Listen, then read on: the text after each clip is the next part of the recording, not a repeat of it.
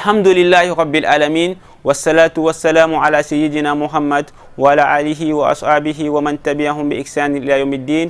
Les louanges sont à Allah. Allah qui fit prendre des engagements au fils d'Adam de n'adorer que lui, l'unique sans associé, que les prières et les salutations d'Allah soient sur le sceau des prophètes, Mohammed fils d'Abdallah, lui qui remplit ses engagements devant Allah et les hommes en transmettant fidèlement le message de l'islam. Mesdames, mesdemoiselles et messieurs, bien-aimés dans la foi, aujourd'hui, plus que jamais, le monde est en crise de confiance. Les dépôts ne sont plus respectés, les secrets ne sont plus préservés, la parole donnée n'a plus de valeur, les engagements ne sont plus honorés.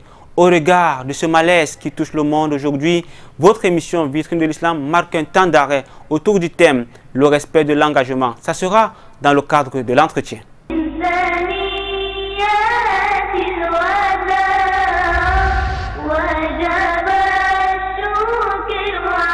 Bien-aimés dans la foi, frères et sœurs en islam, au-delà de l'entretien, votre émission Vitrine de l'Islam, c'est la psalmodie du Saint Al-Qur'an al-Karim et au cœur de la société. Quoi de meilleur donc pour apaiser les cœurs si ce n'est le Coran? Écoutons et méditons la parole d'Allah, exalté soit-il.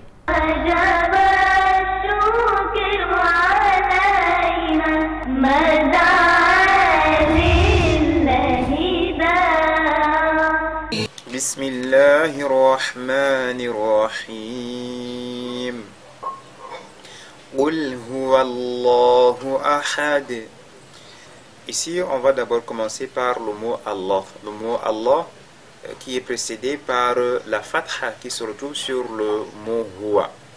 Et donc, on a affaire ici à un cas de at-tafkhim, dont le lam du mot Allah est donc lu avec agrandissement. On lit Qul huwallahu, huwallahu.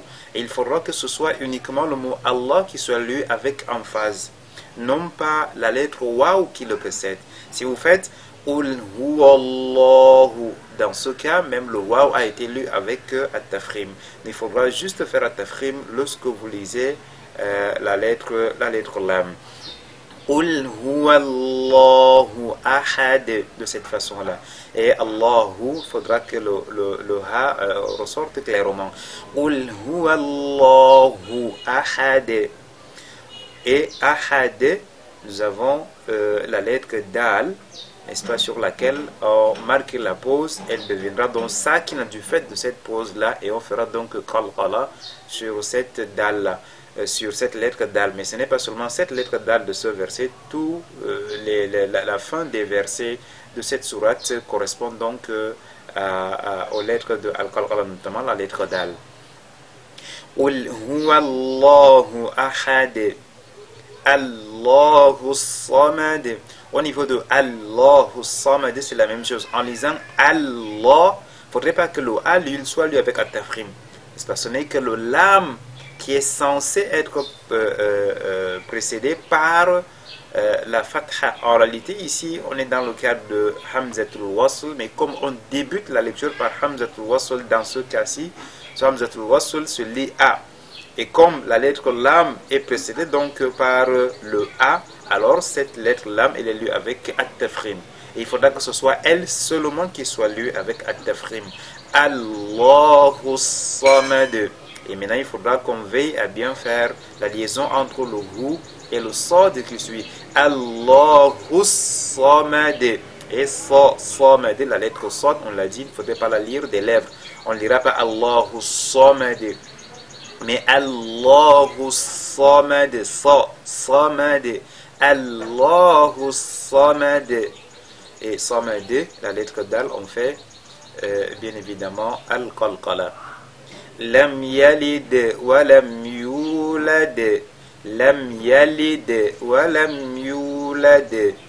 Là, nous avons deux qalqala. D'abord, au niveau de lam yalid, le qalqala qu'il y a ici est un qalqala qui, on va le dire, naturel, puisque la lettre dal elle-même porte déjà as-sukun. Wa lam yulad, et yulad, cette fois-ci, c'est du fait de la pause, comme on s'arrête sur la lettre dal qui est censée être sakina, alors on fera qalqala sur cette lettre-là. Et maintenant, je voudrais attirer votre attention sur la lecture du mot yulad. Très souvent, quand on lit, on entend lire lam yalid wa lam yulad wa lam yulad, n'est-ce pas? On ne veille pas à prononcer la lettre Ya, c'est-à-dire à l'allonger, à allonger la lettre Ya qui est prolongée par la lettre Waw. Donc il ne faudrait pas lire Yulad, mais Yulad, Lam Yalid, Walam Yulad. C'est de cette façon-là. Walam Yakullahu Kufuwan Ahad. Walam Yakullahu. Yakullahu, ici nous avons un Nun Sakina suivi de la lettre Lam. Rappelez-vous de votre cours concernant un Nun Sakina wa Tanwin. Ici on a affaire à un cas de Idgham bin ghayrin ghunna, idgham bin ghayrin ghunna ou bila ghunna, n'est-ce pas? Ce qu'on a appelé également idgham kamil, donc idgham total. Le nun, la lettre nun sakina ici fusionne totalement dans la lettre lam qui la suit. Donc on ne dira pas yakun lahu. Le nun ne sera plus perceptible, on ne va plus entendre le nun. Mais ce nun, n'est-ce pas, il va entrer totalement dans la lettre lam. Et cette lettre lam, elle est doublée et c'est ce qu'on doit ressortir, c'est-à-dire le caractère ou l'aspect doublé de cette lettre lam là. Walam yakullahu, yakulla directement. Walam yakullahu kufuwan ahad. Et kufuwan, ici la lettre fa porte ad-damma kufu. Ce n'est pas kufwan mais kufu. Walam yakullahu kufuwan ahad. Et kufuwan ahad, wan a, nous avons tanwin sur la lettre waw suivi de hamza. Tanwin suivi de hamza, ici on a affaire à un cas de idghar, Et ici ne vous laissez pas tromper par le alif qui vient après la lettre waw. Le alif qui vient après la lettre waw, c'est un alif orthographique. En réalité, c'est un alif qui accompagne toujours les fathatan. Donc ici, ce qu'il faut regarder, c'est ce qui vient après, c'est-à-dire le alif hamza, donc la lettre hamza qui est précédée par at-tanwin. Et c'est pour cela qu'on fait donc idghar à ce niveau. On lit donc walam yakul lahu kufuwan ahad. Et ahad, on fait donc qalqala sur la lettre dal. Et à chaque fois qu'on fait qalqala sur la lettre dal, on a indiqué qu'il y a des erreurs qu'il faudra éviter. Notamment, il faudra éviter de lire ce dal là comme un e. On entend kufuwan ahad de. Ça serait pas correct.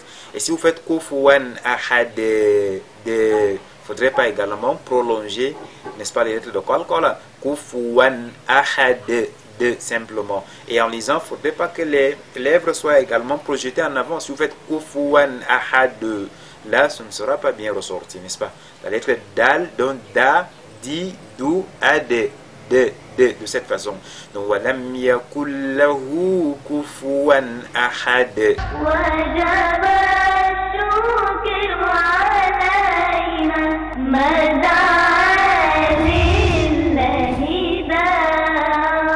Mesdames, Mesdemoiselles et Messieurs, bienvenue à votre rendez-vous islamique sur Canal 2 National de tous les vendredis à 16h30 et le samedi à 6h30. Dans le cadre de cette émission aujourd'hui, nous marquons un temps d'arrêt pour parler du respect des engagements. Avec nous dans ce studio pour nous accompagner, c'est un jeune, c'est un cheikh. Lui, c'est le cheikh Mohamedou Salissou. Il nous vient tout droit de la cité capitale de l'Ouest de la ville de Bafoussam.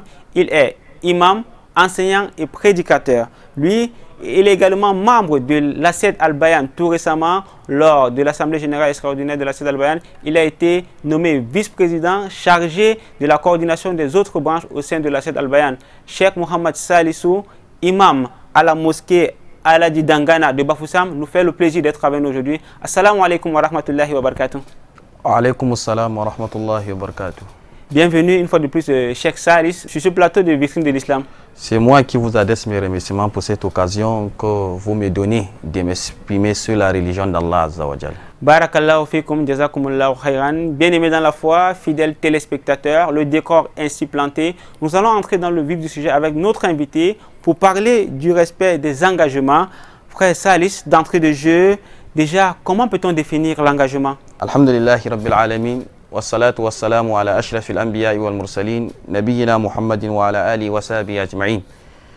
Tout d'abord, pour définir l'engagement d'une manière très simple, c'est le respect de la parole donnée.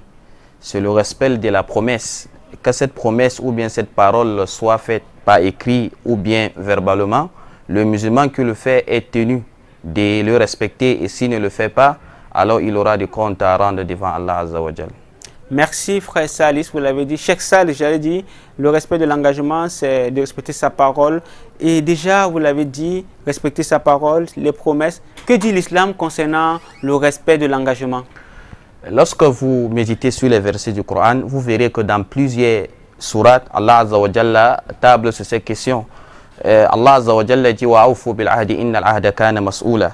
Allah Azza wa Jalla dit respectez vos engagements car vous serez interrogés au sujet de ces engagements.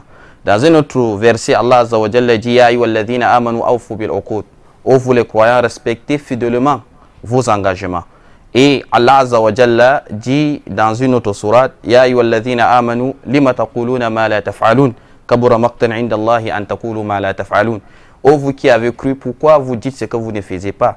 Il est d'une très grande abomination pour Allah Azza wa Jalla que de dire ce qu'on ne fait pas. Donc tous ces versets nous montrent que l'islam table sur cette question et appelle les croyants au respect strict des engagements qu'on a eu à prendre devant nos semblables et avant cela devant Allah Azza wa Jalla. Merci à vous, Cheikh Salis, pour ces éléments de réponse. Vous l'avez dit, des versets clairs mentionnent le respect des engagements dans le Coran. Y a-t-il des exemples également dans le Coran parlant du respect des engagements, Cheikh Salis? Il y a plusieurs exemples qu'Allah Azza wa Jalla a mentionnés dans le Coran concernant nos prédécesseurs et surtout les prophètes qui ont eu à respecter leurs engagements, qui ont pris devant Allah Azza wa Jalla et devant les hommes. Lorsque vous voyez Ibrahim alayhi salam, Allah fait son éloge dans le Coran par rapport au respect de son engagement. C'est pour cela qu'il dit wa Ibrahim alladhi wafa, et Ibrahim qui a respecté ses engagements. Lorsque vous prenez Ismaïl alayhi salam, Allah Azza wa Jalla dit واذكر في الكتاب إسماعيل إنه كان صادق الوعد وكان رسولا نبيا. Allah dit mentionne dans le livre Ismaïl, il tenait fidèlement à sa promesse et il était un messager prophète. Donc prenons d'abord ces exemples et nous voyons clairement qu'Allah Azza wa Jalla nous mentionne ces deux prophètes qui faisaient partie des personnes qui respectaient et honoraient à leur engagement. Barakallahu fikum, jazakumullahu khairan. Cheikh Salis, vous l'avez dit, il y a eu des exemples assez clairs dans le Coran à travers ces prophètes que vous avez évoqués ici. À côté du Coran, il y a la sunna du prophète Muhammad sallallahu alayhi wa sallam. Y a-t-il des exemples également à tirer de la sunna du prophète parlant du respect des engagements? Dans la sunna du prophète sallallahu alayhi wa sallam, nous verrons clairement que le prophète sallallahu alayhi wa sallam dit tout celui qui ne respecte pas sa promesse n'est pas un bon croyant. Il le dit la imana liman la ahda lahu. Il n'y a pas de foi complète pour celui qui ne respecte pas ses engagements. Et le prophète sallallahu alayhi wa sallam va jusqu'à nous dire que celui qui ne respecte pas ses engagements, il a une caractéristique parmi celle des hypocrites. Alors vous voyez que la sunna du prophète sallallahu alayhi wa sallam appelle le Coran, table aussi sur cette question et appelle les croyants au respect de l'engagement en leur disant que c'est une qualité qui ne devait pas se séparer d'un croyant. Barakallahu fik. Cheikh Salis, vous avez parlé ici des croyants. Parmi les croyants, il y a les plus prédécesseurs. Est-ce que ces derniers-là honoraient les engagements? Est-ce qu'on peut les prendre, pour exemple, parmi ceux-là qui honoraient les engagements, frère Salis? Non, parmi ceux qui honoraient les engagements de nos pieux prédécesseurs, commençons d'abord par le prophète Muhammad sallallahu alayhi wa sallam. Lorsque Abu Sufyan, bien qu'il n'était pas musulman à ce moment-là, était allé chez Héraclius, et que Héraclius, c'est-à-dire l'interrogeait par rapport à ce nouveau prophète qui est sorti chez eux, parmi les questions qu'il a posées à Abu Sufyan, est-ce qu'il trahit ses engagements? Abu Sufyan a dit, je n'ai pas eu d'autre réponse que de dire, non, le prophète Mohammed ne violait jamais ses engagements. Et lorsque nous voyons aussi Hudhayfa ibn Yaman et son papa, lorsqu'ils ont décidé d'émigrer de la Mecque vers Médine, ils ont été interceptés par les Qurayshites. Alors, avant de les relâcher, il leur avait d'abord donné pour condition que si nous vous relâchons, alors vous n'allez pas combattre du côté de Muhammad, vous allez vous rendre directement à Médine. Et lorsqu'ils sont venus voir le prophète sallallahu alayhi wa sallam, et ils ont expliqué au prophète sallallahu alayhi wa sallam ce qui s'était passé, c'est-à-dire pendant leur voyage, le prophète sallallahu alayhi wa sallam a dit, alors vous allez respecter votre engagement. Nous allons honorer leur engagement et demander l'aide d'Allah contre eux. Donc vous voyez comment le prophète sallallahu alayhi wa sallam il prêchait par l'exemple en ce qui concerne le respect des engagements, même dans les moments les plus compliqués, les moments les plus complexes, lors d'une bataille qui devait livrer contre les Qurayshites. mais par respect d'engagement, il a décidé de se séparer d'un soldat qui pouvait aussi participer d'une manière très importante à la bataille. Cheikh Salis, lorsqu'on vous écoute parler du respect des engagements, on se rend compte que nos pieux prédécesseurs tenaient véritablement à respecter les engagements. Aujourd'hui, lorsqu'on regarde la communauté musulmane aujourd'hui, peut-on dire véritablement que les musulmans d'aujourd'hui respectent les engagements, Cheikh Salis? Lorsque nous visitons un peu notre société, nous disons qu'aujourd'hui, le respect de l'engagement a pris un très grand recul. Aujourd'hui, lorsque vous visitez la société, toutes les sociétés, vous verrez que le mensonge, la tromperie, la félonie, la traîtrise, la trahison sont devenus monnaie courante. Il est difficile de voir une personne aujourd'hui qui respecte ses engagements. Nous ne dirons pas qu'il n'y a pas de croyants qui respectent leur engagement, mais le nombre devient, c'est-à-dire dérisoire par rapport à ceux-là qui violent leur engagement et par rapport à ceux-là qui se déversent dans le contraire de ce qu'Allah Azza wa Jalla a prescrit en cette question. Barakallahu fik, jazakallahu Cheikh Salis, merci pour ces éléments de réponse. Vous l'avez dit, il y a des croyants qui respectent et d'autres qui traînent le pas. Cheikh Salis, aujourd'hui, lorsqu'on regarde de manière plus ancrée dans la société, quels sont les secteurs aujourd'hui qui sont touchés par ce manque de respect des engagements, Cheikh Salis? Quelques commentaires. Bon, en ce qui concerne les secteurs qui sont plus en vue dans la violation des engagements, nous prenons d'abord au côté du mariage. Vous allez voir qu'un homme aujourd'hui, avant d'aller chercher une femme en mariage et avant l'accord des parents, souvent on lui donne certaines conditions. Par exemple, la femme doit continuer ses études ou bien la femme doit travailler. Le mari accepte. Mais une fois qu'il trouve la femme à la maison, alors il décide de violer cet engagement qu'il a pris. Ça, c'est un très grand danger devant Allah Azza wa Jalla. Nous voyons aussi le secteur professionnel. Vous allez voir certaines personnes qu'avant d'occuper un travail ou bien un poste, ils ont pris l'engagement de respecter le travail, de travailler avec dévouement, avec abnégation. Mais une fois qu'ils occupent ces postes, vous verrez comment ils viennent en retard, donc ils ne respectent pas l'heure indiquée dans leur engagement. Cheikh Salis, venir à l'heure également est un engagement. C'est un engagement. Parce qu'avant d'accepter un travail, on vous donne les conditions. Vous allez venir à telle heure, vous allez travailler comme ceci et vous allez rentrer chez vous à telle heure. Si vous ne respectez pas cela, sachez que vous n'êtes pas en train de respecter votre engagement. Lorsque nous voyons peut-être le secteur informel comme la couture, comme la menuiserie, dans tous ces secteurs-là, vous verrez que le respect de l'engagement vraiment a pris un très grand recul. Vous allez voir un tailleur, vous allez vous arranger, vous allez venir prendre vos vêtements après une semaine. Si vous ne faites pas attention, c'est après un mois que vous allez récupérer cela. Donc ça, c'est quelques exemples dans ces différents secteurs, et sauf ceux à qui Allah Azza wa Jalla a fait miséricorde et a épargné de cet phénomène. Qu'Allah nous en préserve et qu'Allah nous permet de respecter nos engagements. Fidèles téléspectateurs, bien-aimés dans la foi, nous allons prendre une courte pause.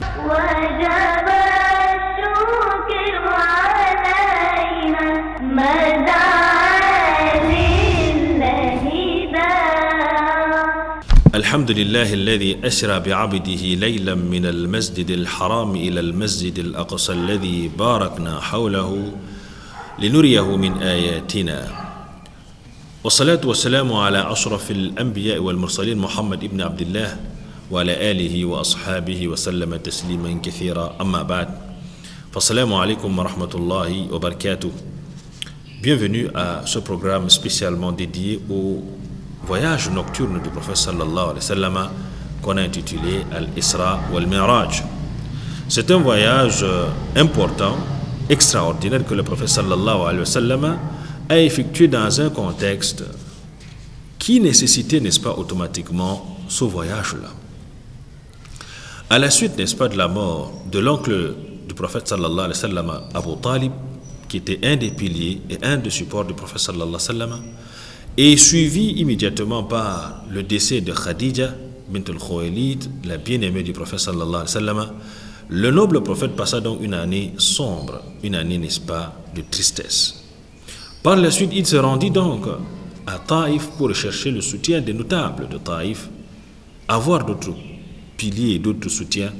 Malheureusement, également là-bas, l'accueil n'avait pas été chaleureux. À la sortie donc de Taïf, Jibril alayhi salam est descendu avec l'ange de montagne. Et il a donc adressé la salam en lui proposant, n'est-ce pas, s'il voulait même, le prophète sallallahu alayhi wa sallam, l'ange de montagne devait, n'est-ce pas, frapper, ou bien frapper entre les montagnes, n'est-ce pas, de la Mecque, afin de faire disparaître la ville de la Mecque.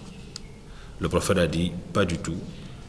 Wallahu alam, peut-être, dans la descendance de ces derniers qui refusent actuellement de m'accepter, il se pourrait qu'il y ait des croyants dans leur descendance. Et c'est ce qui se passa donc plus tard. C'est comme ça que ce noble prophète sallallahu alayhi wa sallam, malgré ses épreuves, il faisait dans son évocation en disant, Ya Allah, si toi tu n'es pas en colère contre moi, walillah alhamd, c'est que ça va aller de mon côté. Rendu donc à la Mecque, le prophète était encerclé, voire surveillé par ses oncles maternels et paternels qui étaient au proche du prophète sallallahu alayhi wa sallam. Une donc nuit, parmi les nuits avant l'hégire, c'est ça qui nous permet de le dire ainsi. Pourquoi? Parce que nous savons qu'il n'y a aucun texte, aucun hadith authentique qui nous précise exactement la période de ce voyage, puisqu'il y a d'autres qui ont arrêté le 27 Rajab qui n'est pas justifié par un hadith, d'autres ont parlé du premier du Hijra, du premier, n'est-ce pas, pardon, le premier mois de Muharram, d'autres il y a eu beaucoup, n'est-ce pas, des points divergents par rapport à la datation de ce voyage. Mais nous savons que ça s'est effectué avant l'hégire, parce que durant ce voyage, nous allons le découvrir, les 5 prières ont été légiférées. Donc, le voyage s'effectua, le prophète sallallahu alayhi wa sallam va effectuer ce voyage avant l'hégire, donc avant de quitter de la Mecque pour Madina. Un soir, comme il est rappelé, il est relaté dans les hadiths rapportés par Abu Huraira, radiyallahu anhu et d'autres, le prophète sallallahu alayhi wa sallam était donc couché entre ses oncles, parmi ses oncles. Jibril alayhi salam donc est venu par la toiture pour le récupérer. C'est comme ça qu'il amena le prophète sallallahu alayhi wa sallam au niveau de la mosquée sacrée Al-Haram pour préparer, n'est-ce pas, son voyage en compagnie de Jibril et d'Al-Buraq, cet animal qui est venu, n'est-ce pas, du paradis, que Jibril était donc venu en cette compagnie qui est entre l'âne et le mulet. Dans les récits, il nous est rapporté, dans des récits authentiques, que le prophète sallallahu alayhi wa sallam a subi donc avant ce voyage-là une deuxième opération, Shaq al-Sadr, n'est-ce pas? Cette fois-ci, c'est pour nettoyer sa poitrine, parce qu'il a subi, n'est-ce pas, la première opération lorsqu'il avait l'âge de 4 ans, où les 2 anges étaient, n'est-ce pas, venus nettoyer son cœur. Mais cette fois-ci, il a donc reçu, n'est-ce pas, une deuxième opération pour nettoyer sa poitrine par rapport, n'est-ce pas, à ce voyage en altitude qu'il devait donc effectuer. Ainsi donc, le prophète sallallahu alayhi wa sallam a entrepris dans ce voyage. Je rappelle que Allah a confirmé, n'est-ce pas, cette opération chirurgicale par cette sourate, la sourate al-Nashr. Alam nashrah laka sadrak wa wada'na anka wizrak. Allah donc a symbolisé donc cette opération avec ce verset en disant, n'avons-nous pas eu à t'ouvrir la poitrine? Donc l'ouverture de cette poitrine est une preuve, n'est-ce pas, de cette opération qui a été effectuée sur le noble prophète sallallahu alayhi wa sallam pour le préparer pour ces grandes éventualités. Ainsi donc, le prophète entreprit donc le voyage avec Jibril alayhi salam, quittant donc de la Mecque pour Masjid al-Aqsa, la mosquée, n'est-ce pas, de Jérusalem, en compagnie de ce Borak. Lorsque le prophète donc arriva à Jérusalem, à la mosquée d'Al-Aqsa, il attacha donc la corde, n'est-ce pas, du Borak à un mur, d'un des murs, n'est-ce pas, de cette mosquée qu'on a appelé le mur d'Al-Buraq, qui est aujourd'hui appelé à tort le mur de lamentation du peuple juif. Dans le mur de lamentation du peuple juif, en fait, c'est le mur qu'on appelait le mur d'Al-Buraq. C'est là où le prophète avait attaché cet animal-là. Rappelons que le voyage nocturne, qui est ce qu'on appelle, qui est divisé, il y a ce qu'on appelle Al-Isra ou Al-Mi'raj. Le prophète a fait 2 mouvements, c'est-à-dire le voyage qu'on appelle Al-Isra, qui est le voyage nocturne, qui est ce voyage terrestre, n'est-ce pas, de la mosquée sacrée de la Mecque vers la mosquée de Jérusalem. Ce voyage est énoncé dans le Saint-Coran, dans la sourate qui porte le nom même de ce voyage qu'on a appelé la sourate 17 Al-Isra, n'est-ce pas, où Allah a dit Subhanalladhi asra bi'abdihi laylan min al-masjid al-haram ila al-masjid al-aqsa alladhi barakna hawlahu linuriyahu min ayatina innahu huwa as-sami'ul basir. Gloire et pureté à lui, n'est-ce pas, qui est Allah Azza wa Jalla, qui de nuit fit voyager, n'est-ce pas, son serviteur de la mosquée sacrée Al-Haram à la mosquée Al-Aqsa, dont nous avons béni l'alentour, afin de lui faire voir certaines de nos signes ou certaines de nos merveilles. Innahu sami'un basir, il entend et il voit, il entend, il est audient, et il voit. Donc Allah Azza wa Jal, dans ce premier verset de cette sourate 17, nous rappelle dans ce voyage que le prophète sallallahu alayhi wa sallam a fait avec son corps et son âme. Nous avons également ce qu'on appelle Al-Mi'raj. Al-Mi'raj, il s'agit, n'est-ce pas, de ce voyage qui débutera de la terre vers les cieux. Donc ce voyage qu'il a fait dans une même nuit, il a fait dans deux voyages. Un voyage qui tend de la mosquée sacrée vers la mosquée de Jérusalem, et de la mosquée de Jérusalem, il effectua donc ce voyage céleste, n'est-ce pas, vers les cieux qu'on appelle Al-Miraj. Elle fait énoncer également dans la sourate l'étoile, sourate Najm, Allah Azza wa Jalla a dit: il l'a pourtant vu lors d'une autre descente près du lotus de la limite, près duquel se trouve le jardin de Ma'wa, au moment, n'est-ce pas, وَلَقَدْ رَآهُ نَزْلَةً أُخْرَى عِنْدَ سِدْرَةِ الْمُنْتَهَى عِنْدَهَا جَنَّةُ الْمَأْوَى إِذْ يَغْشَى السِّدْرَةَ مَا يَغْشَى مَا زَاغَ الْبَصَرُ وَمَا طَغَى لَقَدْ رَآ مِنْ آيَاتِ رَبِّهِ الْكُبْرى. Donc Allah matérialise ce voyage en disant: il l'a pourtant vu lors d'une autre descente près du lotus de la limite, près duquel se trouve le jardin Ma'wa, au moment où le lotus était couvert de ce qu'il couvrait. La vue n'a nullement dévié ni outrepassé la mesure. Il a bien vu certaines des grandes merveilles de son Seigneur. Sourate 53, la sourate l'étoile, versets 13 à 18. Donc voilà donc des versets de preuves palpables qui sont donc dans ce noble Coran, qui prouvent le voyage du prophète Mohammed sallallahu alayhi wa sallam, à ce voyage qui a été de deux niveaux, un voyage terrestre et un voyage céleste. Voilà donc pour cette première partie ces notions qu'il fallait déjà comprendre avant de nous faire découvrir comment exactement le voyage s'est réalisé en compagnie de Jibril alayhi salam et d'Al-Buraq.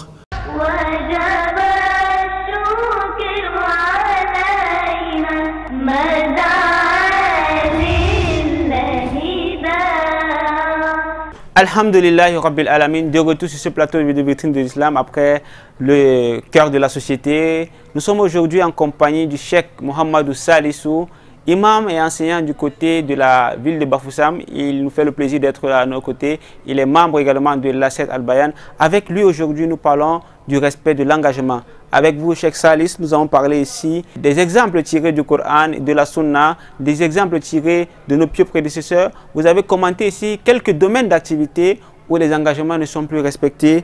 Cheikh Salis, au regard de ce que vous avez dit tout à l'heure, qu'est-ce qui explique véritablement ce manque de respect de l'engagement par les hommes, par les femmes, par les jeunes, par les vieux dans notre société actuelle? Comme vous l'avez relevé, la violation de l'engagement aujourd'hui est quelque chose qui se voit ou bien qui se traduit à travers plusieurs comportements. Et nous pouvons dire, selon l'investigation, que la cause de ces non-respect de l'engagement est basée sur deux choses. Premièrement, il y a une faiblesse dans la croyance ou bien dans la crainte d'Allah Azza wa Jalla.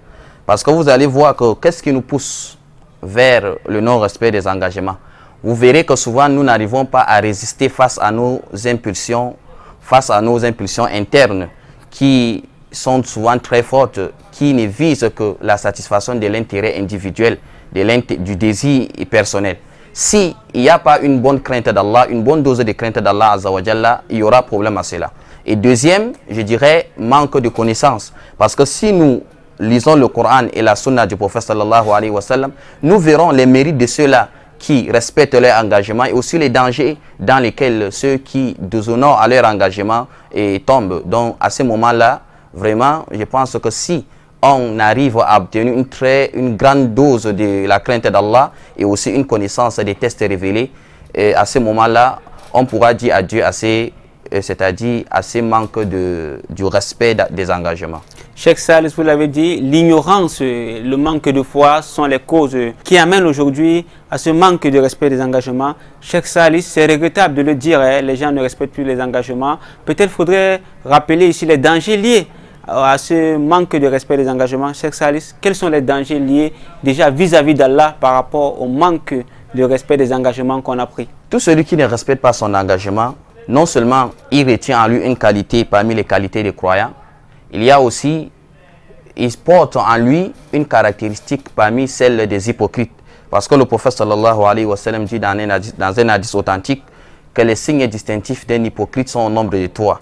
Et parmi ces signes, le prophète sallallahu alayhi wa sallam a mentionné le non-respect de l'engagement. Et nous verrons aussi que celui qui ne respecte pas son engagement, à ce moment, il est en train de désobéir à Allah Azza wa Jalla. Et nous connaissons le danger de la désobéissance en Allah Azza wa Jalla. Et il faut aussi rappeler que lorsque nous parlons des dangers du non-respect des engagements, nous parlons tout d'abord du non-respect des engagements vis-à-vis d'Allah Azza wa Jalla. Parce que notre engagement envers Allah... Cheikh Salih, vous pouvez nous mentionner un manque de respect d'engagement vis-à-vis d'Allah, un exemple? Oui, lorsque un croyant, avant de venir dans ce bas monde, il a d'abord un engagement avec son Seigneur, celui d'obéir à son Seigneur, d'avoir foi en son Seigneur, de lui vouer, c'est-à-dire une servitude totale.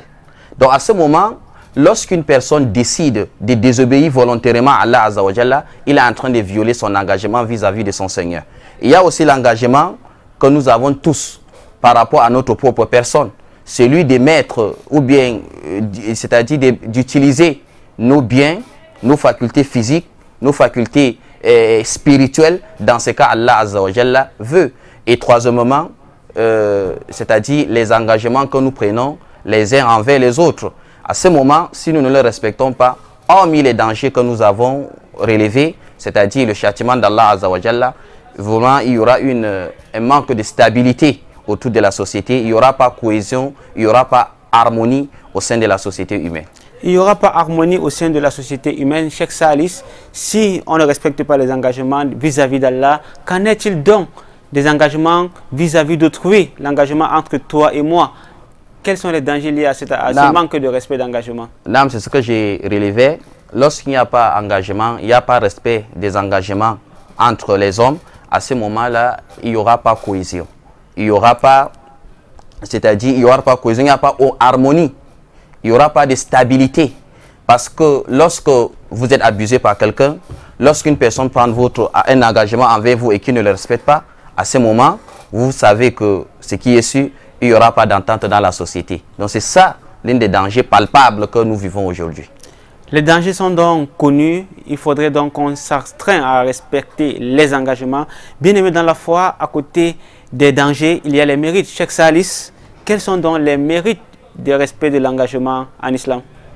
Et parmi les mérites du respect de l'engagement, nous verrons que celui qui respecte son engagement, il a en lui un attribut parmi les attributs d'Allah Azza wa Jalla. Parce qu'Allah Azza wa Jalla nous mentionne dans le Coran que lui, il respecte ses engagements. Allah dit « Inna Allah la yukhliful mi'ad ». Allah Azza wa Jalla ne viole jamais ses engagements. Il a en lui un attribut parmi ceux des prophètes. Le prophète Allah Azza wa Jalla dit dans le Coran Karim, mentionnant Ibrahim, que nous l'avons évoqué tout à l'heure, « Wa Ibrahim alladhi wafa ». Allah parle d'Ismaïl en disant Waskur fil kitab Ismaïl innahu kana sadiq al-wadi wa kana rasulan nabiyya. Et lorsque nous verrons aussi les attributs ou bien les qualités qu'Allah a mentionnées, les qualités des bons croyants, Allah Azza wa Jalla dit walladhina hum li amanatihim wa ahdihim ra'un. Ceux qui restituent les dépôts qu'on leur confie et qui respectent leur engagement.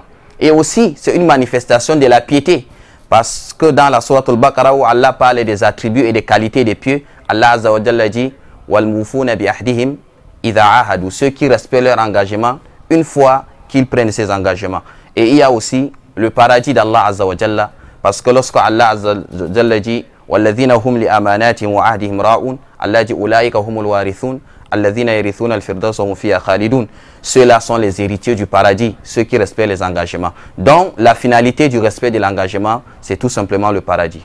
Vous l'avez dit, Cheikh Salis, la finalité du respect des engagements, c'est le paradis. Cela relève de l'au-delà. Cheikh Salis, pour ceux qui nous écoutent, les mondains, pour ceux-là qui veulent encore, qui sont sur terre, quels sont les mérites par rapport à la vie que nous menons aujourd'hui en tant qu'un individu qui respecte ses engagements? Un individu aujourd'hui qui respecte son engagement dans une société où la tromperie, la trahison, la traîtrise a pris le dessus, est une personne respectueuse, une personne que tout le monde respecte, une personne que tout le monde veut avoir des relations avec lui, que ce soit des relations personnelles ou bien des relations professionnelles. Parce que lorsque nous vivons dans une société où l'engagement est devenu très rare, le respect de l'engagement est devenu trop rare, une fois qu'on détecte une personne qui respecte les engagements, alors c'est tout le monde qui le respecte, il est honoré partout et il a plusieurs opportunités qui s'ouvrent devant lui. Barakallahu fikum, jazakumullahu khairan, Cheikh Salissou. Bien-aimés dans la foi, fidèles téléspectateurs, nous allons prendre une autre pause, le temps pour nous de souffler et de revenir, Inch'Allah, au cœur de la société.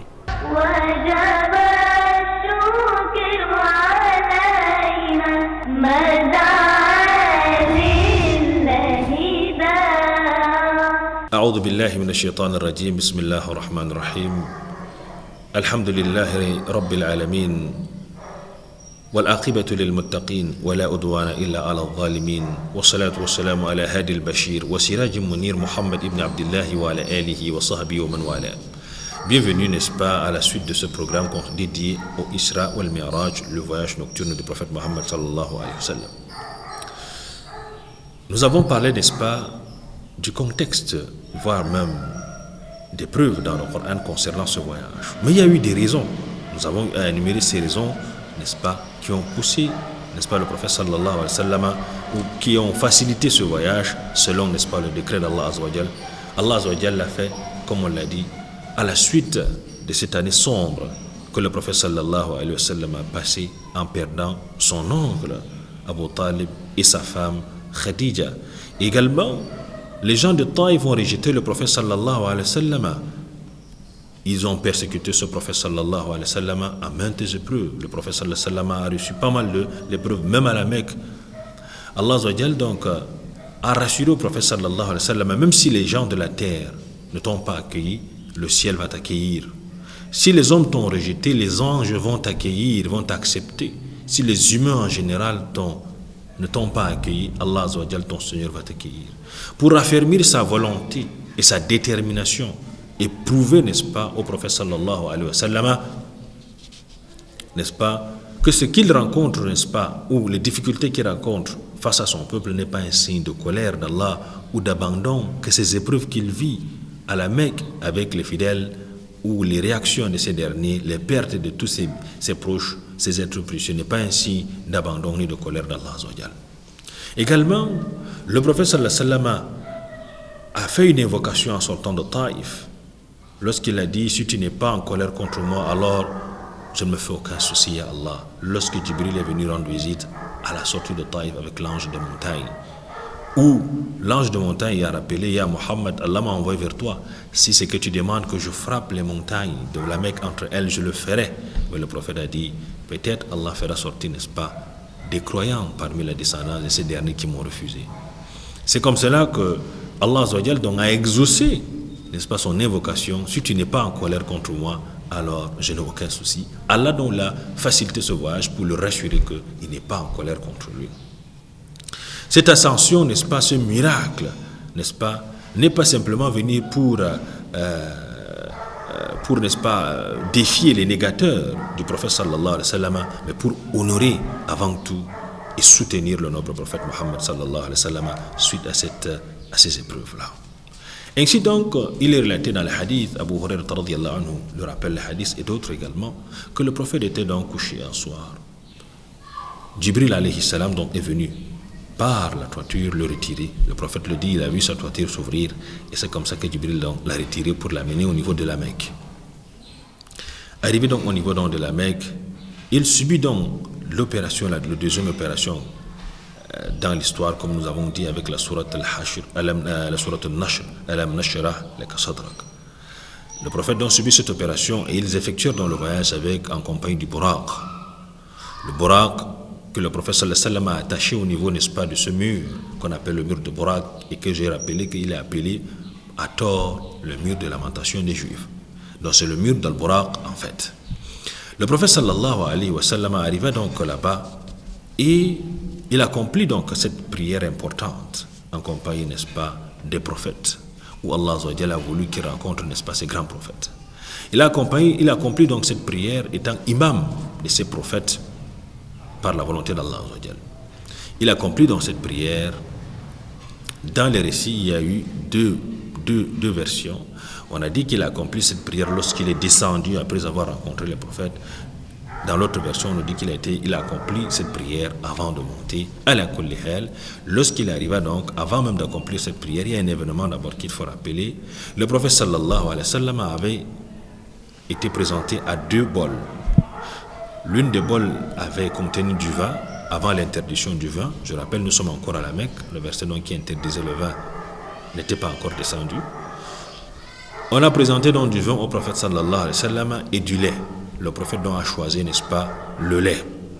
Et lorsqu'ils ont choisi donc le lait, on lui donc dit, c'est ça même l'aspiration, ton aspiration pour la fitra, et c'est ça même l'aspiration de ta communauté pour la fitra, qui est la religion naturelle, qui est quoi, qui est l'islam, la religion dédiée à l'humanité tout entière. Et ici donc le prophète donc but, n'est-ce pas, cette bol de lait, et la prière a été accomplie avec les prophètes. Ridwanullahi alayhim biman alayhim salatu wassalam, le prophète étant donc l'imam. Par la suite, le voyage donc commença dans ce qu'on appelle le Mi'raj, qu'on a eu à définir comme étant le voyage quittant, n'est-ce pas, de la terre vers les cieux. Mais ce voyage a commencé en partant du rocher qui se trouve, n'est-ce pas, actuellement dans la mosquée du Dôme, du rocher Masjid Qubbatus Sahara, que vous allez voir souvent à la télé qu'on montre, qui n'est pas la mosquée de Jérusalem, mais elle est une mosquée, elle est la Dôme, on a fait une mosquée là-bas, la mosquée du Dôme, qui dans les récits, on nous a dit que c'était été construit par Omar ibn al-Khattab. Jibril alayhi salam, n'est-ce pas, donc, commença dans le voyage avec le prophète sallallahu alayhi wa sallam à partir, n'est-ce pas, de cette mosquée qu'on appelle Qubbatus Sahara, la mosquée du Dôme du rocher. Il appela donc au niveau du premier ciel. Et le premier ciel, les gens du premier ciel donc, ont ouvert, connaissant que c'est Jibril alayhi salam, les anges, n'est-ce pas, du premier ciel ont ouvert les portes du premier ciel, sachant que c'est le prophète Muhammad sallallahu alayhi wa sallam, le temps attendu, et Jibril alayhi salam.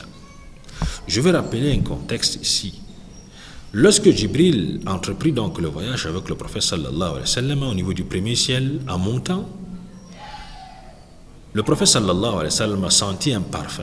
Dans les récits, on trouve ça dans Qurtubi, où le prophète sallallahu alayhi wa sallam posa la question à Jibril alayhi salam, le parfum, si c'est le parfum de qui exactement? Je sens un parfum, c'est le parfum de quoi?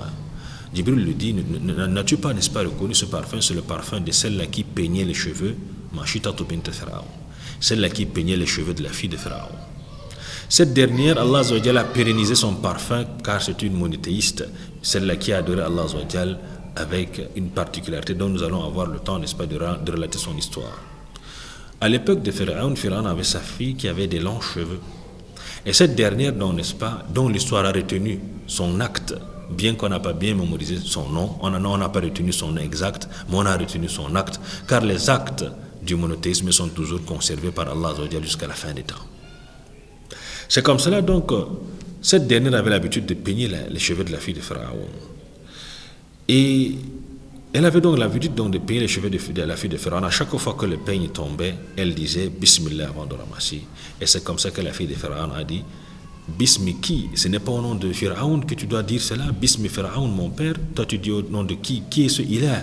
La femme a dit c'est celui-là qui a créé ton père et qui t'a créé, qui m'a créé, qui a créé les cieux et la terre. C'est comme cela que la fille de Pharaon va aller donc rapidement dire à son père donc va menacer cette dernière de mort si elle n'acceptait pas, n'est-ce pas, de régner à sa foi. C'est comme ça qu'elle va donc mourir dans cette foi-là avec tous ses enfants qui seront brûlés, qui seront jetés dans cette marmite bouillante d'huile, d'après les récits qui nous ont été rapportés dans ce récit dans ces hadiths qui étaient rapportés, n'est-ce pas, du prophète sallallahu alayhi wa sallam. Donc c'est comme cela, donc, cette dernière donc, sera enterrée, parce qu'avant de mourir, elle a dit, j'aimerais que je sois enterré avec mes enfants dans un même trou. Et c'est comme ça qu'Allah a pérennisé leur parfum, le misk qui sort de leur trou. Ça dit que l'odeur est toujours ressentie jusqu'à la fin du temps. C'est pour ça que le prophète, à cette période, lorsqu'il faisait donc le mi'raj, il a donc senti ce parfum. Et c'est comme ça que Jibril lui a rappelé la particularité de cette femme. Voilà un peu ce qu'on peut dire pour aujourd'hui, Inch'Allah Ta'ala. On va continuer, bi'idhnillah Ta'ala, le voyage de mi'raj dans notre prochaine intervention. D'ici là, portez-vous bien. Wassalamu alaikum wa rahmatullah.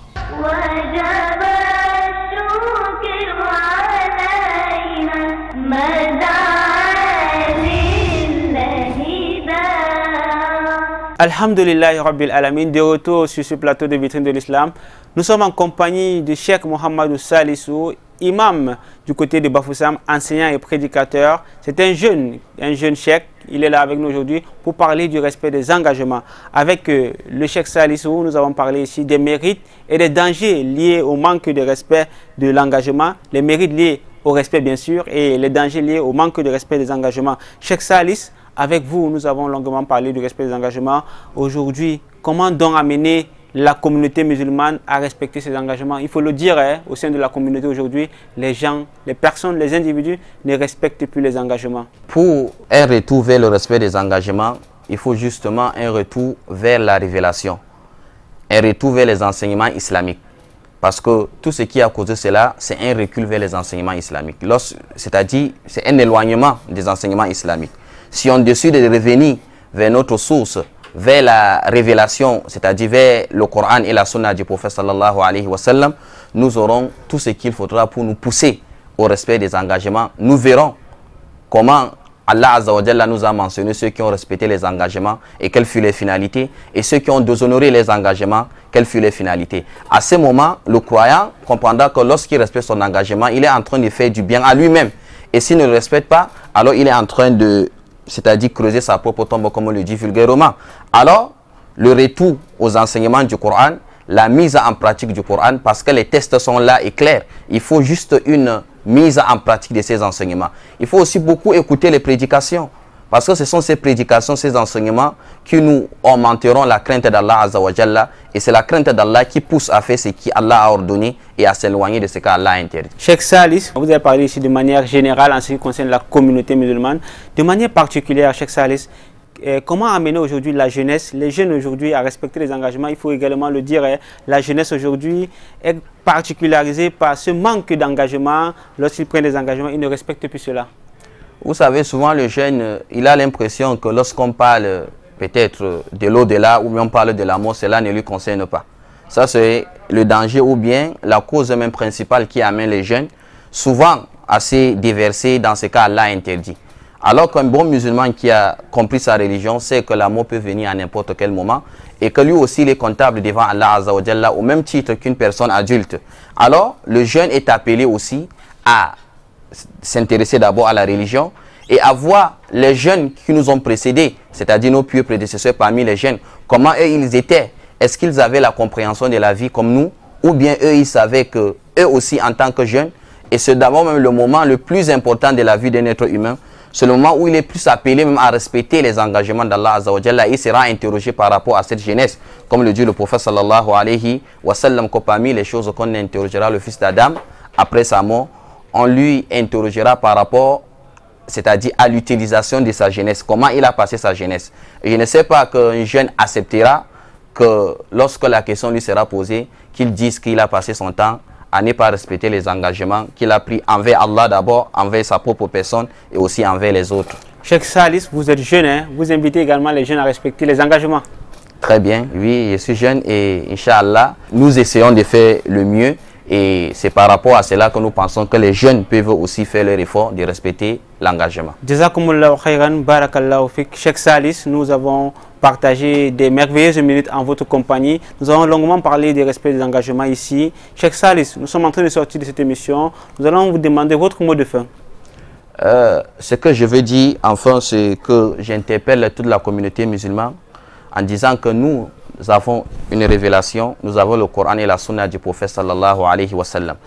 Ce qu'on attend de nous, c'est de mettre en pratique ces enseignements. Nos pieux prédécesseurs, c'est en mettant en pratique ces enseignements islamiques que beaucoup de personnes ont appris l'islam. C'est ça qu'on appelle la prédication silencieuse. C'est-à-dire, on prêche par nos comportements, par nos manières, avant même d'appeler les gens en récitant le Coran ou la sunna du prophète sallallahu alayhi wa sallam. Il faut tout juste mettre en pratique ces enseignements. C'est à travers cela que les gens découvriront qu'est-ce que l'islam. Mais si nous avons des bonnes idées, nous avons la réforme des mœurs cachée dans nos livres et que nous ne mettons pas en pratique, alors les gens ne comprendront jamais qu'est-ce que l'islam et quel est le message central qu'est venu prêcher le prophète Muhammad sallallahu alayhi wa sallam. Merci à vous, Cheikh Salis, barakallahu fikum, jazakumullahu khairan, qu'Allah vous préserve et qu'Allah vous augmente la science. Merci également à vous, fidèles téléspectateurs, vous qui nous avez suivis tout au long de cette émission. Nous vous remercions de cette attention particulière que vous accordez à votre émission islamique Vitrine de l'Islam. C'est ainsi donc que prend fin cet autre rendez-vous de Vitrine de l'Islam.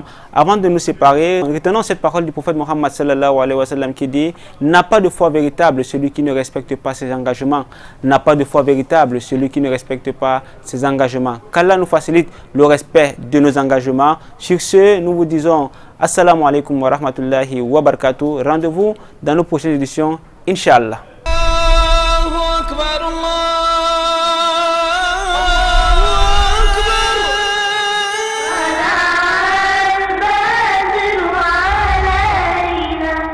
من ثاني